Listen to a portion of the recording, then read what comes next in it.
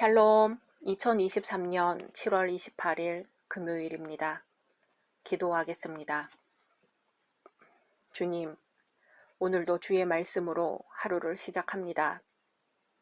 사랑하는 주님, 삼복더위, 우리의 땀방울이 많은 이들의 생명을 이롭게 하는 땀이 되게 하시며 주님을 향한 열심이 있는 땀이게 하시오며 하나님께 영광이 되는 땀이 되게 하옵소서.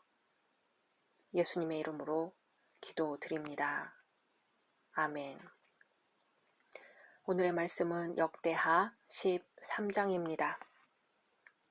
여로보암 왕 18째 해에 아비야가 유다의 왕이 되고 예루살렘에서 3년 동안 다스리니라. 그의 어머니의 이름은 미가야요 기브아 사람 우리엘의 딸이더라.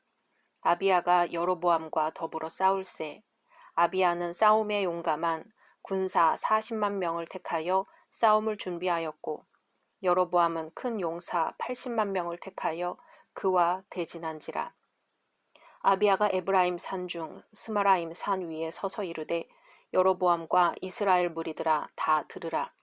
이스라엘 하나님 여호와께서 소금 언약으로 이스라엘 나라를 영원히 다윗과 그의 자손에게 주신 것을 너희가 알 것 아니냐.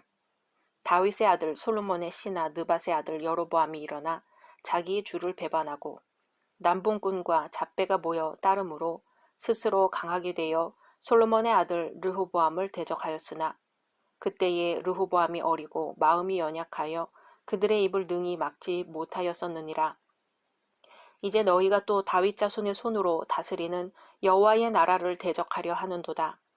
너희는 큰 무리요 또 여로보암이 너희를 위하여 신으로 만든 금 송아지들이 너희와 함께 있도다. 너희가 아론 자손인 여호와의 제사장들과 레위 사람들을 쫓아내고 이방 백성들의 풍속을 따라 제사장을 삼지 아니하였느냐. 누구를 막론하고 어린 수송아지 한 마리와 순양 7마리를 끌고 와서 장립을 받고자 하는 자마다 허무한 신들의 제사장이 될 수 있도다. 우리에게는 여호와께서 우리 하나님이 되시니 우리가 그를 배반하지 아니하였고 여호와를 섬기는 제사장들이 있으니 아론의 자손이요 또 레위 사람들이 수종들어 매일 아침 저녁으로 여호와 앞에 번제를 드리며 분향하며 또 깨끗한 상에 진설병을 놓고 또 금 등잔대가 있어 그 등에 저녁마다 불을 켜나니 우리는 우리 하나님 여호와의 계명을 지키나 너희는 그를 배반하였느니라. 하나님이 우리와 함께하사 우리의 머리가 되시고 그의 제사장들도 우리와 함께하여 전쟁의 나팔을 불어 너희를 공격하느니라.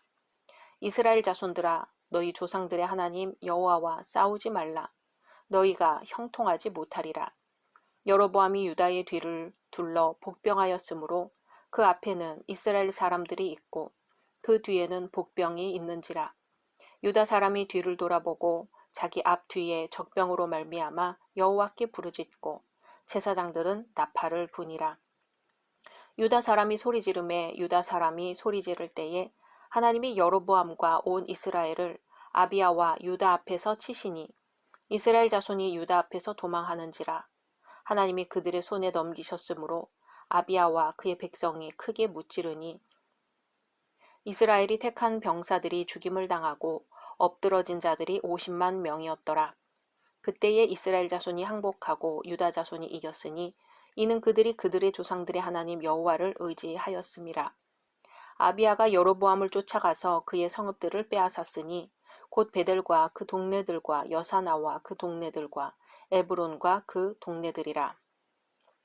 아비야 때에 여로보암이 다시 강성하지 못하고 여호와의 치심을 입어 죽었고 아비야는 점점 강성하며 아내 14을 거느려 아들 22과 딸 16을 낳았더라.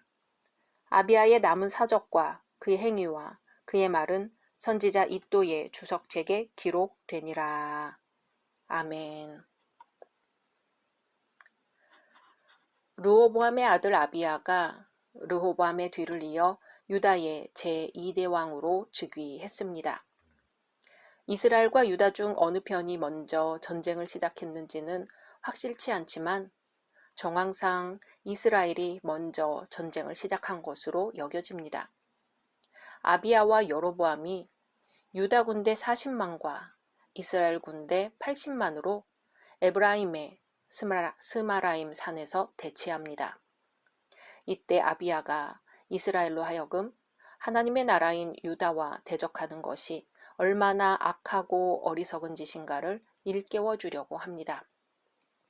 1절에서 9절을 보면 아비야는 여로보암의 불의를 지적합니다.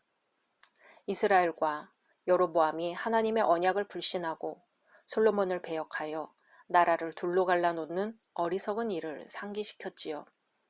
아비야가 이스라엘 하나님 여호와께서 소금 언약으로 이스라엘 나라를 영원히 다윗과 그 자손에게 주신 것을 너희가 알 것이 아니냐. 다윗의 아들 솔로몬의 신복 느밧의 아들 여로보암이 일어나 그 주를 배반하고 난봉과 비류가 모여 조춤으로 스스로 강하게 하여 솔로몬의 아들 르호보암을 대적하나 그때에 르호보암이 어리고 마음이 연약하여 능히 막지 못하였었느니라 하고 말합니다. 아비야는 그들이 여호와의 약속과 언약을 거절한 것을 책망한 것이지요. 올바른 책망은 이렇듯 진리에 입각한 것이어야 합니다. 자신의 기분이나 기준에 의해 불쾌해하고 분노하여 책망하는 것은 도리어 자신의 어리석음과 불의를 드러낼 뿐입니다. 이어 아비야는 여로보암의 우상 숭배를 지적합니다. 여로보암은 스스로 나라를 세우고 하나님을 버렸을 뿐만 아니라 이스라엘을 우상의 나라로 전락시켜버리고 말았습니다. 아비야는 이러한 여로보암의 범죄를 지적하며 책망했던 것입니다. 올바른 책망은 분명한 명분이 있어야 합니다. 받아들이는 자가 충분히 이해하고 납득할 수 있는 책망이 되어야 그 책망은 효력을 발휘할 수 있는 것입니다. 여로보암은 우상을 만들어 섬기면서 하나님께 예배하는 제사장들을 내쫓았습니다. 그리고 누구든지 수송아지 1마리와 순양 7마리를 가져와 우상에게 바치는 자를 그들의 제사장으로 임명해 주었습니다. 이렇듯 이스라엘의 범죄가 여호와 하나님 보시기에 너무도 악했기에 그들은 책망받기에 마땅했던 것입니다. 10절, 11절을 보면 아비야는 또 유다의 정당성을 바랍니다. 우리에게는 여호와께서 우리 하나님이 되시니 그를 우리가 배반치 아니하였고 여호와를 섬기는 제사장들이 있으니 아론의 자손이요 또 레위 사람이 수종을 들어 조석으로 여호와 앞에 번제를 드리며 분향하며 또 깨끗한 상에 진설병을 놓고 또 금 등대가 있어 그 등에 저녁마다 불을 켜나니 우리는 우리 하나님 여호와의 계명을 지키나 너희는 그를 배반하였느니라. 아비야는 다윗의 자손이 영원히 왕이 될 것이라고 하신 하나님의 약속을 의심하지 않았습니다. 신앙이란 결국 하나님의 약속을 믿는 것입니다. 아비야는 하나님의 약속을 믿었습니다. 이러한 그의 태도에서 우리는 진실로 그리스도인의 믿음을 발견할 수 있습니다. 믿음은 바라는 것들의 실상이요 보지 못하는 것들의 증거입니다. 우리는 현재 하나님의 약속을 받았습니다. 그것은 구약과 신약인 성경 말씀입니다. 이 성경의 약속들을 의심치 않고 분명히 믿는 자들은 자신 있고 떳떳하며 표대를 향하여 흔들리지 않고 나아갈 수 있습니다. 12절에서 아비야는 여로보암에게 전쟁을 중지하라고 합니다. 이 구절로 보면 아마도 여로보암이 먼저 전쟁을 시작한 것 같습니다. 아비야는 하나님이 우리와 함께하사 우리의 머리가 되시고 그 제사장들도 우리와 함께하니 경고의 나팔을 불어 너희를 공격하느니라. 이스라엘 자손들아 너희 열조의 하나님 여호와와 싸우지 말라. 너희가 형통치 못하리라고 합니다. 우리는 아비야의 이러한 경고의 말에서 하나님의 자녀로서 세상 사람들에게 취해야 할 올바른 태도를 발견할 수 있습니다. 즉 하나님을 대적하며 하나님이 없다고 하는 자들에게 우리는 끝까지 권고하여야 합니다. 하나님의 약속이 확실하게 이루어질 것을 믿으며 인내하면서 하나님의 약속을 그들에게 전해야 하는 것입니다. 이제 싸움은 시작되었습니다. 유대와 이스라엘 군대 수가 40만 대 80만입니다. 비교가 되지 않는 숫자지요. 전략도 없습니다. 그럴 때 하나님의 사람들이 하는 게 무엇인가요? 성경은 유다 사람이 돌이켜보고 자기 앞뒤의 적병을 인하여 여호와께 부르짖고 제사장은 나팔을 부니라. 아멘. 하나님께 부르짖은 것입니다. 일반적으로 사람들이 위기에 처하면 어떻게 반응할까요? 3가지입니다. 첫 번째는 원망하는 것이고, 두 번째는 낙심하고 포기하는 것입니다. 세 번째는 하나님께 부르짖는 것입니다.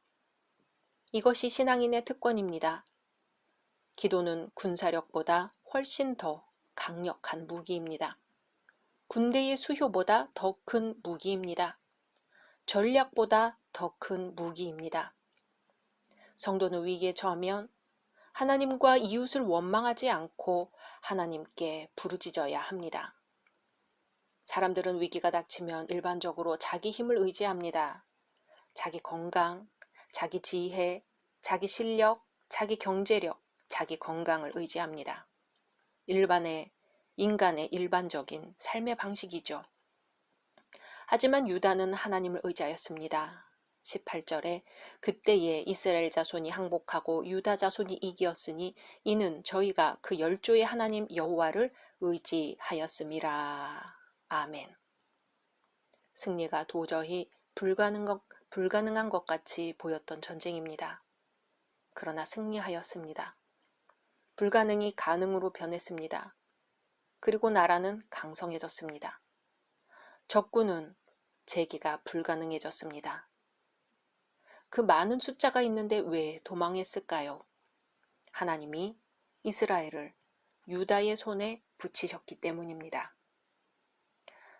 성도들은 환난이나 핍박이 긴박하게 다가왔을 때 도리어 큰 은혜를 받게 됩니다. 15절에서 갑작스런 여로보암의 공격이 유다 사람들을 혼란시키기보다는 오히려 그들로 하여금 간절히 부르짖도록 만들었고 이에 하나님의 크신 역사가 있었습니다. 성도들은 진퇴양난의 위기에 처했을 때 절망하지 않고 여호와의 도움을 구하여야 속히 전화 위복의 기쁨을 맛볼 수 있을 것입니다. 그러므로 성도는 언제나 하나님 앞에서 정직한 마음을 잃지 않도록 주의해야 할 것입니다. 아비야는 전쟁의 승패가 사람의 수에 있지 않고 하나님의 손에 있음을 알고 있었습니다. 그래서 아비야는 여로보암 군대 앞에서 위축이 되기는커녕 하나님의 약속의 말씀에 근거하여 여로보암 군대가 하나님 앞에서 얼마나 잘못했는가를 질타했습니다. 그리고 여호와께 부르짖어 응답받았습니다. 성도는 어떠한 경우에도 하나님을 의지하여야 합니다. 성도들이 합심하여 단결할 때 하나님의 역사하심이 있습니다. 유다는 여로보암의 공격을 받을 때 제사장의 나팔 소리와 함께 합심하여 함성을 질렀습니다. 이것은 유다의 모든 백성들이 국난을 극복하기 위해 한마음 한뜻으로 뭉쳐 있었음을 나타냅니다. 예수님은 두세 사람이 내 이름으로 모인 곳에는 나도 그들 중에 있느니라고 말씀하셨습니다. 두세 사람이 주의 이름으로 모인 것과 같이 모든 교회가 합심할 때 하나님의 역사하심은 크게 일어납니다. 오늘 이 시간, 이 새벽 시간에 우리 모두가 함께 합심하여 기도할 때에 성령께서 우리 가운데 함께 하시고 우리의 마음과 마음을 연결하시어 크신 역사를 나타내 주시기를 간절히 소망합니다. 각자 말씀 묵상하신 후 주기도문으로 마치겠습니다.